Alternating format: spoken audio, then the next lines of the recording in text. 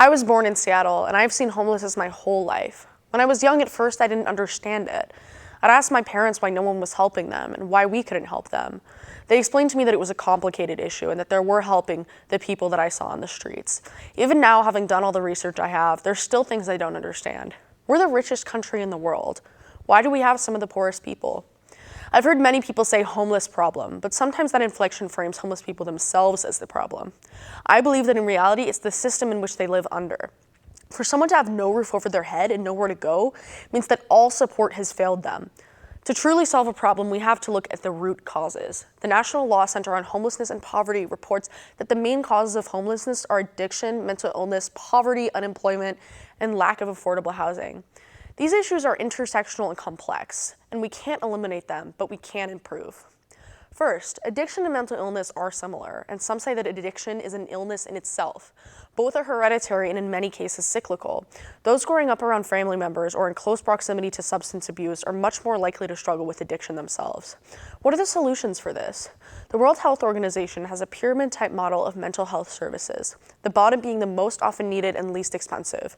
This includes self-care and informal community care, which is able to address most mental health issues. But in the cases of more serious illnesses, such as schizophrenia and bipolar disorder, the World Health Organization recommends mental health services through primary health care, community means, and general hospitals. At the top of the pyramid, the least needed and highest cost type of care is long-stay facilities and specialist services. Many people would think of mental hospitals when they think of long-term stay facilities, but that's not really the best option. Mental hospitals have high costs, poor clinical outcomes, and a history of human rights violations. They represent an inefficient and outdated model of caring for those who need help by pouring the scarce financial resources that are available into something that very few people need or benefit from. And when it comes to addiction, groups that are accepting of all people, like Alcoholics Anonymous and services like safe injection sites that have proven to reduce overdoses in unhoused populations, are very helpful. For these resources to be effective, they have to be accessible to homeless people as well. That does look like safe injection sites, plus community clinics and mobile health service. These things are becoming more common in cities, and hopefully we can see even more of them as time goes on. The second root cause is poverty and unemployment. There is very little social mobility in the United States. In other words, it is very hard to get out of poverty. Most people who are born poor will die poor. This can seem like a given as a cause of homelessness, but what are the solutions? Poverty is a large and overwhelming issue. Countries with much lower poverty rates than us have more progressive taxes, social safety nets, livable minimum wages, and strong labor unions, and restorative justice systems.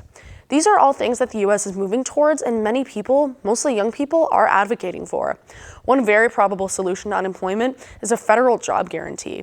A federal job guarantee would look like the American government directly hiring unemployed people in an effort to eliminate involuntary unemployment, while also preventing inflation and strengthening the government at local levels.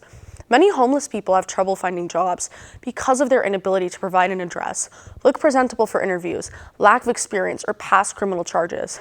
A job guarantee is for everyone, and for homeless people that were unemployed by choice, this means more workers that can assist them.